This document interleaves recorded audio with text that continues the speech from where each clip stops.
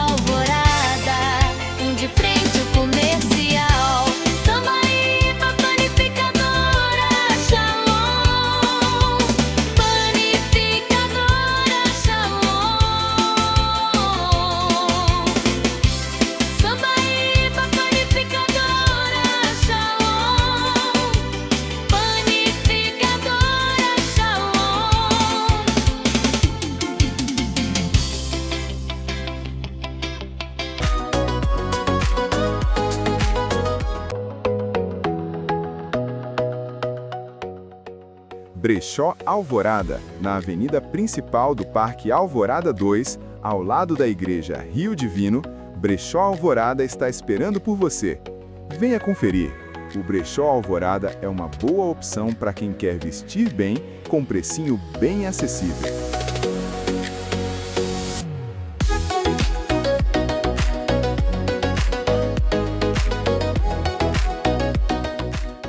Estamos de volta com o Desde Já. Eu agradeço pela sua audiência, pela sua compreensão. Não se esqueça de se inscrever no nosso canal, apertar o sininho de notificação para que tu recebas os conteúdos em primeira mão e apertar aquele likezinho maroto para que o YouTube reconheça que o nosso trabalho está lhe agradando. E se você quiser ser um patrocinador do nosso programa, está aqui o nosso QR Code. Se inscreva no nosso canal, participe também. Fale aí para nós de onde você está falando, de qual cidade do Brasil que você nos assiste. Vamos ver agora a participação das heroínas da fé.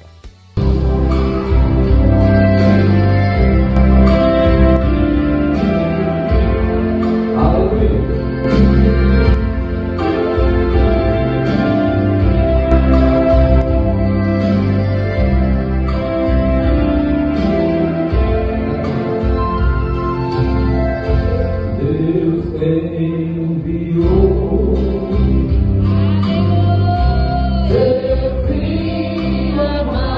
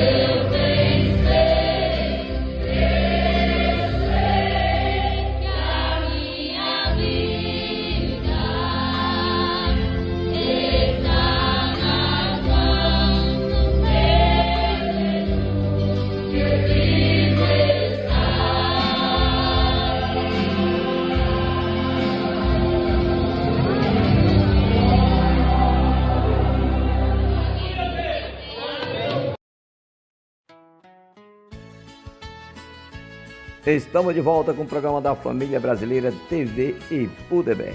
Eu quero mostrar para vocês esta pregação maravilhosa e um pedacinho da festa. E te convidar para se inscrever no nosso canal, apertar o sininho de notificação e dizer para nós de onde você nos assiste. Não se esqueça de compartilhar os nossos conteúdos com seus amigos. Sem mais delongas, roda aí, produção, essa matéria. Nós louvamos a Deus pela vida do pastor Carlos Sérgio, meu pastor, também o presidente, que Deus continue abençoando a sua vida, a missionária, seu pai que está aqui, pastor Marcos, Deus continue abençoando grandemente. Quero louvar a Deus também pela vida do pastor Emilton. Pastor Emilton, nós estamos aí formando uma parceria, né, pastor? Aí o pastor Emilton vai jogar óleo nas pessoas e eu vou cortou. E aí vai dar certo. E Deus continue abençoando ele, a missionária Lúcia, Francisca Lúcia, que está lá, que Deus continue abençoando grandemente. Quero louvar a Deus pela vida do Elton, que me acompanha ali do canto da serra. Deus continue abençoando. A minha esposa que está ali, chegou agora há pouco, mas chegou. Que Deus continue abençoando a sua vida. E está ali a minha família, né? Nossos filhos. Não é uma família, chega a ser uma tribo. Tanta gente. Que Deus continue abençoando grandemente. Capítulo 2 da carta de Paulo aos irmãos que estavam na cidade de Éfeso. Os demais não estavam guardando, mas até agora não chegou. Capítulo 2, você ouve bem atrás. Capítulo 2.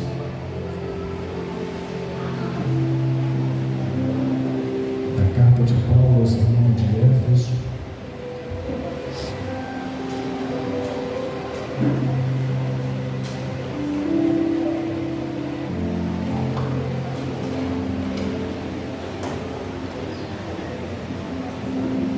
Eu quero ler o versículo de número 12 e o versículo de número 19. Eu quero pedir a sua atenção. O versículo é o de número 12. Diz assim o versículo 12: Naquele tempo, vocês estavam sem Cristo, afastados da comunidade de Israel, estranhos às alianças da promessa, sem esperança e sem Deus no mundo. Versículo 19: Assim, já não sois estrangeiros, nem peregrino, mas cidadão dos santos e parte da família de Deus. Amém e amém. Louvado seja o nome do Senhor. Podemos sentar.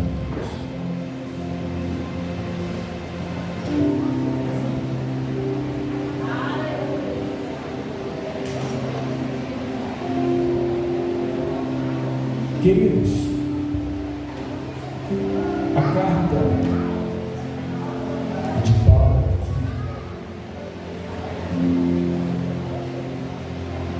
faz parte de um volume, toda a sua atenção, faz parte de um volume com muitas informações acerca da salvação. E tanto essa carta como algumas outras que Paulo escreveu, o escritor estava dentro de uma circunstância não favorável. Ele estava preso por causa do Evangelho. Mas mesmo na prisão, não esqueceu de seus irmãos. E aí ele escreveu diversas cartas. A totalidade das cartas de Paulo estão aqui, são 13. Mas foram 4 que foram escritos na prisão. Quando nós olhamos a carta escrita a esta cidade, aos irmãos que ali estavam, uma cidade que, segundo a história, era a princesa do Império Romano, do mundo antigo. Princesa do Império Romano, porque a sua economia era muito alta. E a economia daquela cidade se dava por conta de 2 coisas. Primeiro, que ela ficava às margens do rio, do mar. O porto, as grandes embarcações que comercializavam todo o produto de Roma passavam pela cidade de Éfeso. Com isso, gerava muitos empregos. E a economia da cidade era grandiosa. Essa era a primeira coisa. A segunda coisa que existia ali era o ponto turístico da cidade, pois ali tinha, segundo a história, uma das 7 maravilhas do mundo antigo, o Templo de Artemis, mais conhecido como o Templo de Diana. Eram muitas pessoas que ali viviam para conhecer a história e ver o templo. Segundo a história, as suas colunas eram revestidas de pedras preciosas. Chamava muito a atenção. E boa parte das pessoas do mundo antigo iam ali para conhecer a história de Diana. Por que eu estou te dizendo isso? Porque esse é o pano de fundo da carta que Paulo escreve. Observe o contraste que ali existia. Enquanto Diana tinha um templo, tinha um ambiente em que seus sacerdotes e suas sacerdotisas ensinavam ou contavam seus contos de fada, a igreja de Cristo não tinha um templo. Enquanto os sacerdotes tinham um local, tanto Paulo quanto os demais que ali estavam tomando de conta da igreja não tinham. A igreja não tinha um edifício como esse para congregar, com leiros tão lindos como esse. Não tinha. A igreja na cidade de Éfeso se reunia nas casas, nas ruas, quando podia. Essa era a igreja de Cristo. Mas o templo de Diana era grandioso. Quando você lê a estrutura da carta de Paulo, você vai perceber que Paulo faz uma comparação dizendo aos irmãos de lá e a nós que a igreja de Cristo não se baseia em templo feito por mãos de homem. A igreja de Cristo não se baseia em pedras preciosas, por mais que isso seja interessante. A igreja de Cristo é composta por pessoas. Pessoas que se reúnem independente do lugar, independente do ambiente, está reunido com um só propósito. E quando estamos nos reunindo, nós nos tornamos corpo de Cristo. E Ele é o cabeça, e Ele se manifesta no nosso meio. Enquanto Diana tinha um templo grandioso, a igreja que Paulo fundou não tinha, mas tinha a graça de Deus que se manifestava na meio. E isso fazia toda a diferença.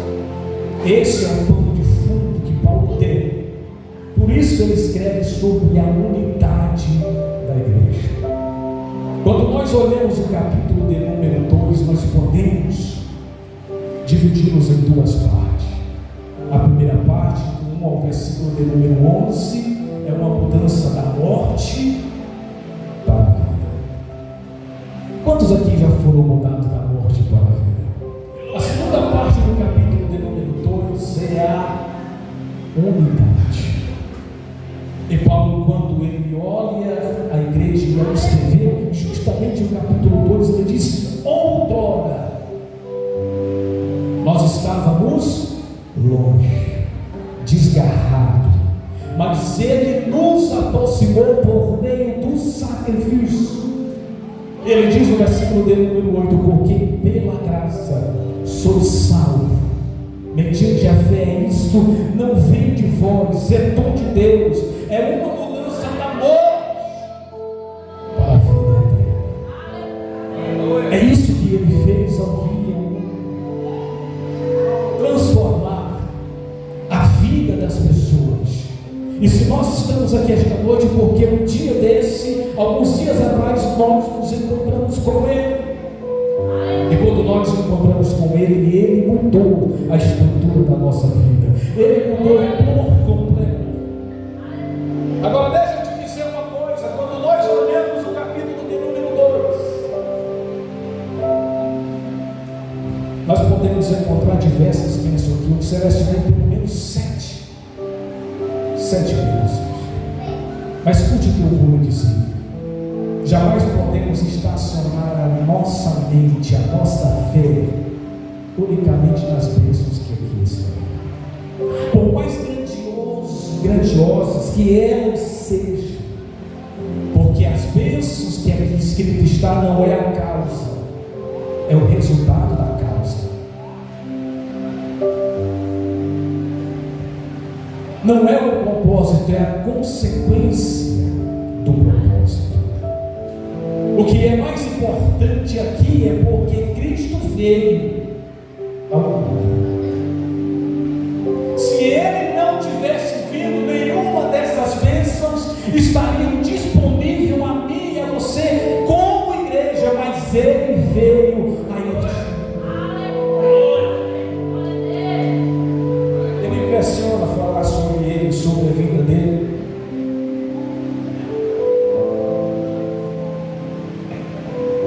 E ainda hoje dá um nó na mente de muita gente estudioso. Como pode um Deus abrir mão de tudo, se humilhasse a si mesmo, nascer em um ambiente que ninguém jamais queria que o seu filho nascesse, rejeitado por todos, não procurou o palácio, não buscou reconhecimento. Ele veio com apenas um propósito, uma missão: morrer na cruz do Calvário pela minha vida, pela sua vida. O nome de Jesus se tornou uma marca grandiosa, sem comercial, sem direito às publicidades, mas o nome dele atravessou gerações, império, religiões, etnia, nações, e ainda hoje existe. E nós estamos aqui reunidos em torno do nome dele.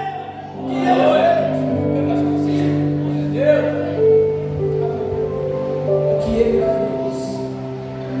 Aí quem diz é o apóstolo Paulo, que mesmo sendo Deus, não quis ser semelhante. E poderia, porque era, mas ele não quis. Antes aniquilou-se a si mesmo, morreu morte de cruz, para que você tivesse vida na pessoa bendita dele. Por isso essas bênçãos existem aqui, porque ele veio. E o que me chama a atenção é que o apóstolo Paulo diz assim: porque ele veio, vocês que não conheciam as alianças, está no texto que eu leio, logo vocês não conheciam conheciam as promessas. Mas vindo, pois, ele ao mundo e se entregando, nós hoje temos acesso às alianças. Conhecendo a aliança, podemos tomar de posse das promessas que aqui existem para as nossas vidas. E além disso, nós nos tornamos família.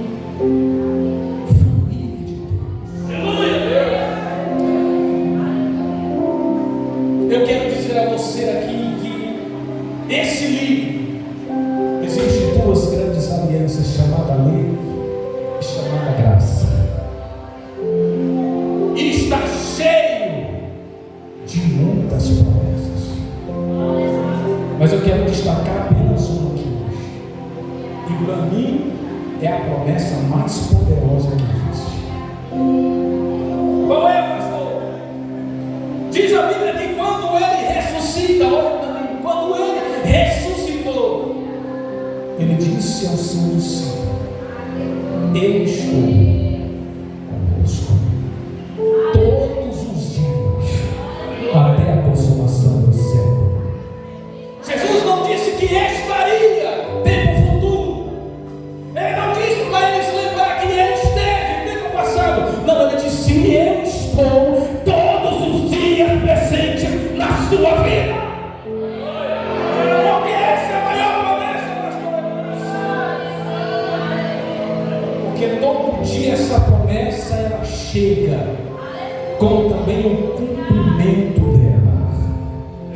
Você acorda no primeiro dia da semana, domingo, Jesus está dizendo: eu estou convosco. E essa promessa durante o espaço de 24 horas está se cumprindo na nossa vida. Ele veio e ele está presente na nossa vida. Essa é a maior promessa da aliança, a presença de Deus. A presença dele. E nada se compara a isso. Nada se compara a isso. A presença do eterno que habita dentro de você.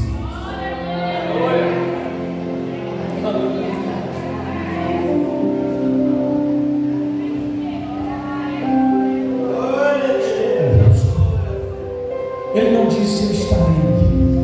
Não, eu estou. Eu estou convosco todos os dias. Agora, para nós compreendermos tudo isso a respeito e valorizarmos a presença de Deus, é como disse o apóstolo Paulo: a gente só vai valorizar a presença dele se a gente conhecer as alianças. Se você conhecer as alianças, você conhece as promessas. Aleluia. Deixa eu te dizer aqui uma coisa: ele está aqui, ele está presente aqui esta noite. E deixa eu te dizer algo mais: a rocha eterna não faria 11 anos sem a presença dele.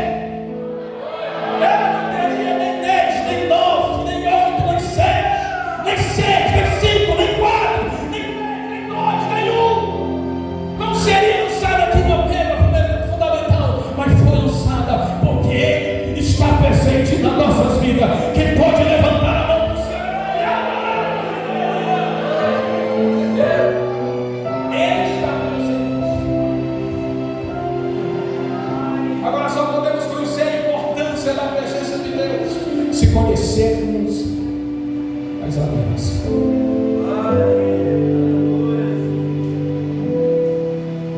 Redobre a sua atenção.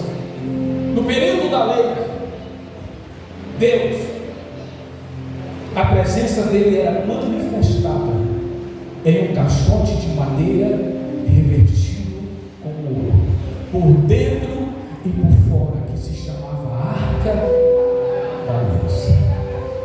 Vamos pegar um lugar que o povo conhece muito. Arca da Aliança. Agora deixa eu te dizer aqui uma coisa. A nação de Israel ficava esperando uma vez por ano para ter acesso à presença dele. Uma vez por ano. Deixa eu te dar outro detalhe: não era todo mundo, era só um homem. O sumo sacerdote quando entrava por trás da cortina, e o povo ficava esperando lá fora, e ele vinha aqui se intermediar por toda a nação de Israel. Só ele poderia. Isso é o e a graça, pastor, ele disse: o véu foi rasgado de alto a baixo. Agora você é sacerdote e você tem acesso à presença do Eterno Deus. Você tem acesso. Quando eles não tinham ele, você tem todos os dias a presença dele. E ele disse: eu estou convosco. Olha a diferença. Por isso que o apóstolo Paulo diz ao capítulo 2: isso precisa conhecer as alianças. Aleluia, Deus. Precisa conhecer as alianças, porque se vocês conhecem as promessas, aleluia, alguém está aí sentindo a presença do Eterno Deus. Aleluia, aleluia. A presença. Deixa eu te contar uma história. Um dia, essa arca foi tomada de Israel. Tempo de Ofni e Finéias, dois sacerdotes corrompidos. A arca foi levada.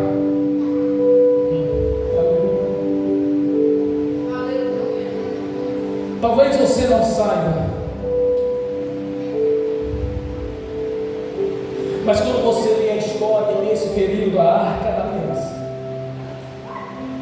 ela passou 20 anos na casa de um homem. Obed-Edom. Foi assim?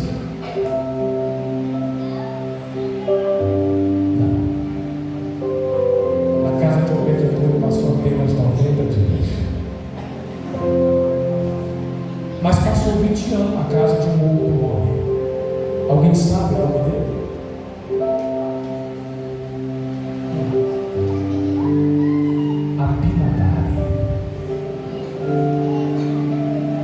Na casa de Abinadab ela passou 20 anos. Na casa de Obed-Edom, 90 dias. Se você ler a história antiga, você vai descobrir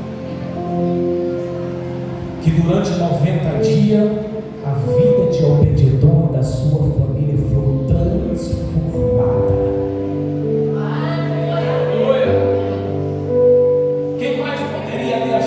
A vida transformada era Obed-Edom ou Abinadab? Abinadab. Porque passou 20 anos com aquele caixote que representava a presença de Deus, mas não aconteceu nenhum milagre. Sabe o que eu aprendo aqui? Que não é o tempo que faz a diferença. E não é nem a presença, é o zelo pela presença de Deus. Porque a presença de Deus todos os cristãos têm, mas alguns são diferentes. Alguns são zelosos pela presença de Deus. Outros são como Abinadab, que tem a presença simplesmente por status, o protocolo. Ah, deixaram aqui na minha casa, eu preciso cuidar disso aqui, eu não sei nem quanto tempo ele veio. E no dia que foram buscar por uma ocasião da morte de Uzá, porque os bois começaram e a arca quase ia cair, e o homem teve até uma boa atitude, mas não podia tocar na arca, a não ser o levita. Ele morreu, e porque morreu, tirou-se. Disse: Senhor, como eu posso levar a tua presença? Algo interessante aqui na história, alguém diz assim: não, a gente deixa em algum lugar. Aí deixaram onde? Na casa de Obed-Edom. Talvez eles nem soubessem, mas Obed-Edom era diferente, era levita. E ele poderia tocar na arca, está perto da água. É um zelo pela presença. Enquanto Abinadab não teve zelo, a Obed-Edom não dispensou a oportunidade com zelo, com dedicação, e a história dele foi mudada completamente. Porque há uma diferença entre ter e ter zelo pela presença de Deus. Há uma grande diferença. Carregar qualquer um carrega. Por quê, pastor? Porque é uma promessa dele. Eu estou no meio, eu estou com você. Mas alguns são zelosos, outros não são. Você lembra da rebelião do povo quando peregrinou durante o deserto? Deus disse para Moisés: eu não vou com esse povo, Moisés. Por que, Senhor? Porque esse povo é duro de coração, esse povo é rebelde, esse povo é ruim. Mas vamos fazer um negócio: eu vou colocar um anjo. Como é? Você tem um anjo na sua frente? Eu vou colocar um anjo que vai diante de ti, diante do povo. Aí Deus disse assim: todas as batalhas vai ser ganha, Moisés, e vocês vão chegar na terra da promessa. Só não tem a minha presença. Ao Moisés, crente demais, disse: Senhor, não me faça sair daqui sem a tua presença. Isso é zelo pela presença de Deus. Isso faz a diferença quando você vem em uma data como essa, comemorar 11 anos. Eu vim por causa da presença dele. Ele está aqui esta noite, e se você está sentindo como eu estou sentindo, reage, reage, levanta essa tua mão, glorifica o nome daquele que tem, que pode, que faz e que abençoa.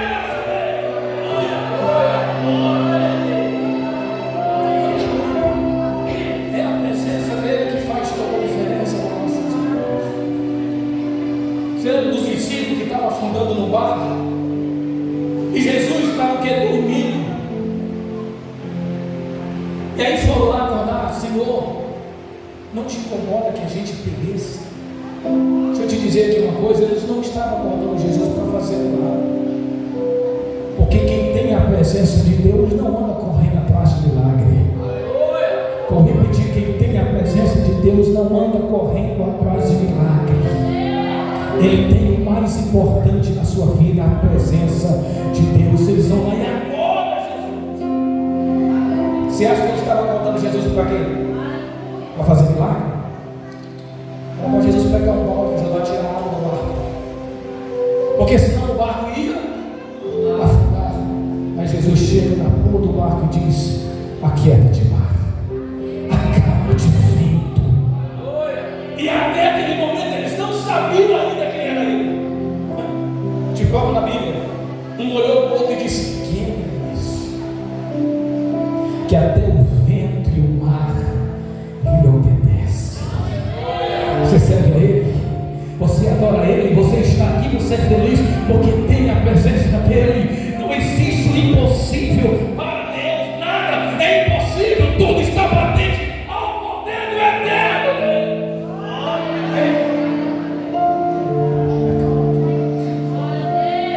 Eu preciso concluir essa parte para entregar. É preciso conhecer as alianças para conhecer as promessas. Paulo disse: sem elas, sem conhecimento, você não valoriza a promessa. Mas conhecendo as alianças, vocês conhecem as promessas. Entendendo as promessas, vocês vão perceber que são família de Deus. Sabe o que é ser família? Família de Deus.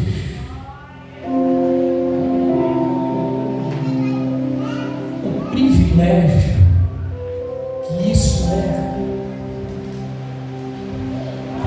Mas eu quero chamar a tua atenção, nem é para os privilégios de ser família, não.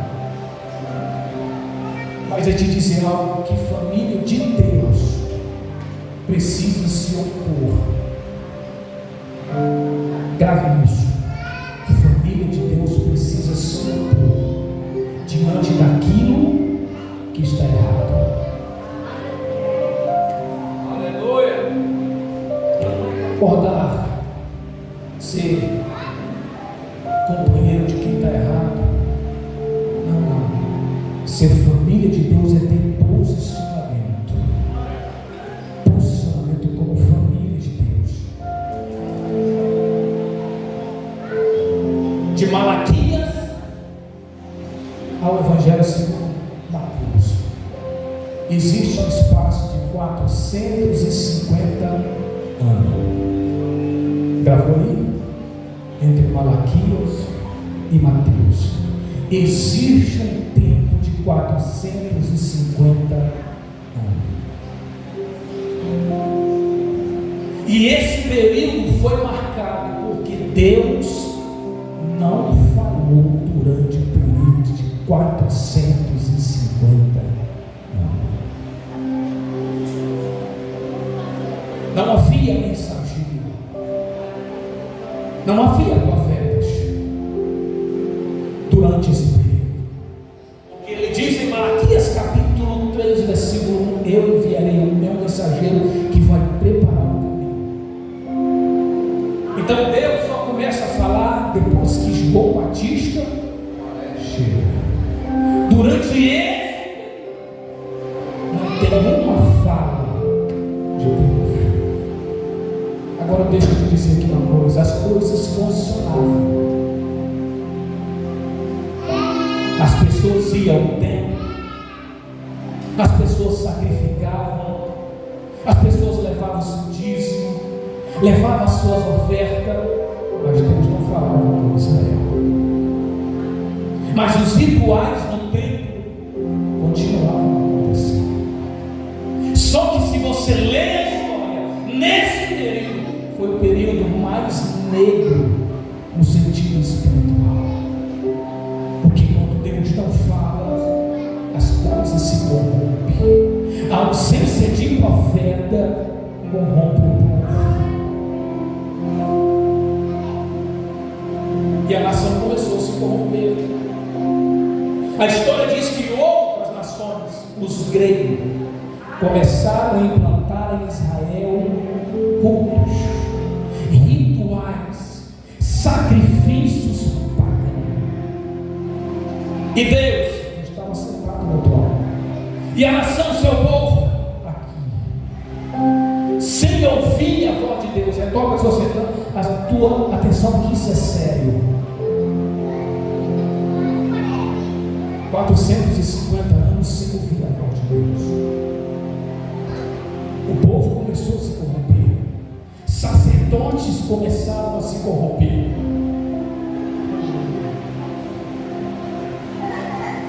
Até que no meio desse povo se levantou uma família.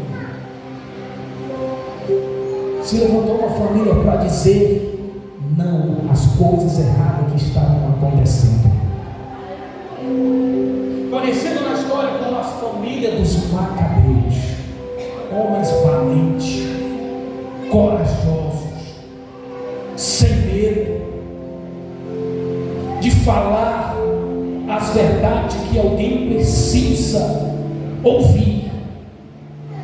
Porque ser família de Deus é isso, é se opor diante das situações erradas. Aleluia. Sabe por que a família dos Macabeus se opuseram? Porque eles estavam junto com os hebreus, os sacerdotes, levando porcos para ser sacrificado no altar de Deus.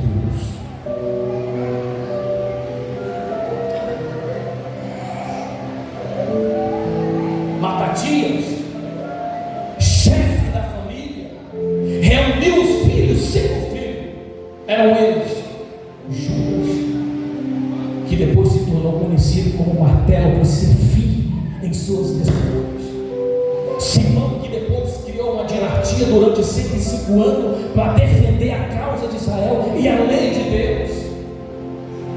Ele fez uma aliança com os seus filhos: vamos matar todos que você é sacrifício para dentro de Israel. Olha como o diabo é sujo. O que eles estavam sacrificando? Porcos, que era justamente considerado, segundo a lei, um animal imundo. Aleluia. Mas Matatias olhou junto à família e disse: está errado. Altar não é lugar de porco. Eu preciso colocar isso aqui.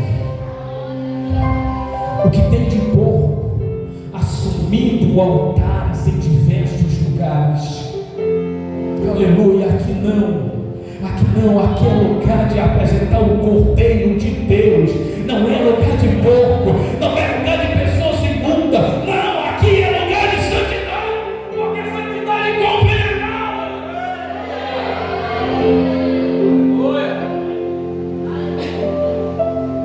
Às vezes a gente precisa de uma atitude, como teve essa família, sem Deus ensinar para eles.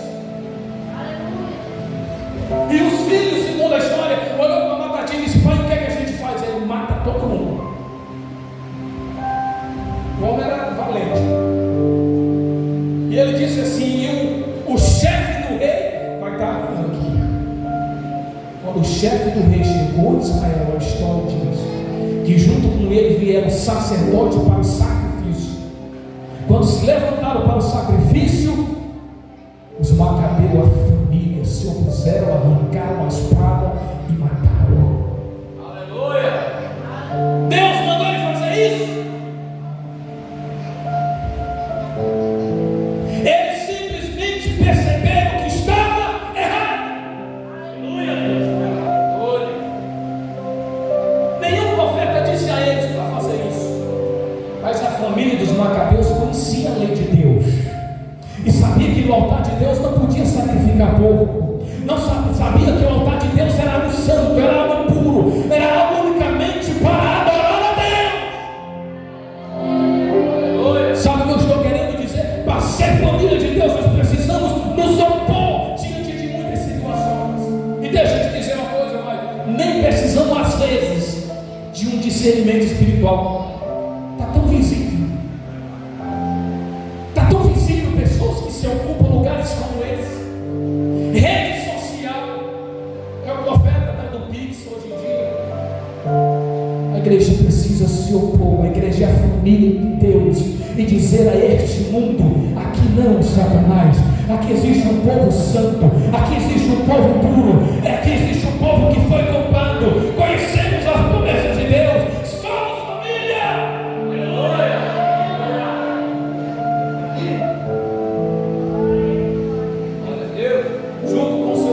Todo mundo. A história diz que o filho Simão criou uma dinastia, arrancou todos os altares que havia em Israel. Ainda hoje é lembrado na história como uma família de heróis. Nós precisamos nos opor, se impor, dizendo, diante de muitas situações, como igreja. Dias atrás, no carnaval, você viu tanto quanto eu, que colocaram a família dentro de uma lata, né, os conservadores. E é verdade. Eles só esqueceram de uma coisa: que o azeite que existe aqui não é de baixo, é de cima. Estamos aqui cheios de azeite, agora não é na terra. O azeite de cima, somos conservadores de cima. Você coloca de pé comigo. Família de Deus.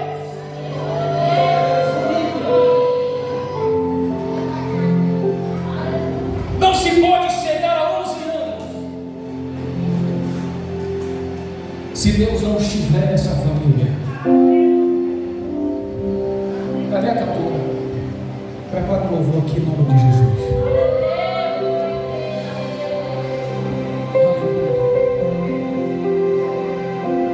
Famílias de Deus.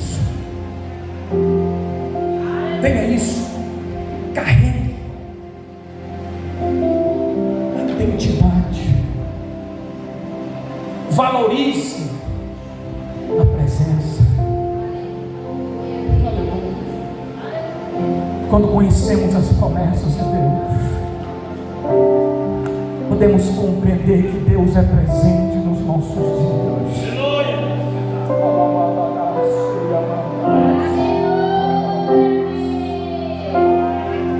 Presença de Deus em nossas vidas.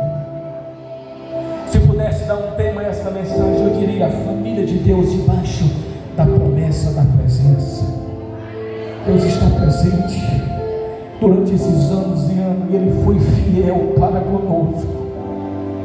Muitas pessoas entraram e muitas pessoas saíram, mas Ele permaneceu aqui. Aleluia! E vai estar até o arrebatamento da igreja. Aí a gente vai estar ligado mais ainda. Aleluia! Quem tem essa esperança? Isso é promessa. É promessa de Deus para as nossas vidas. Essa é a promessa que a igreja, que a família de Deus está aguardando. A qualquer momento a trombeta tocar, subiremos ao encontro dele. Subiremos ao encontro. Chegaremos em Canaã. Aleluia.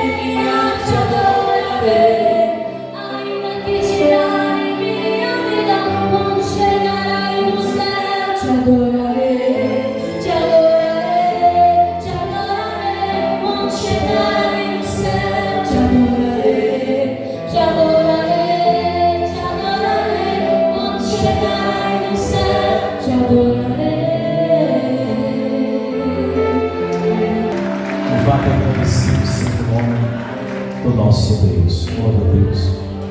Queridos, quero louvar a Deus, amém, por este ano, por mais esse ano que Ele nos concedeu de nós estarmos aqui reunidos, né, comemorando o 11º aniversário da IEAB, né, Igreja Evangélica, Assembleia de Deus, Ministério Rocha Eterna.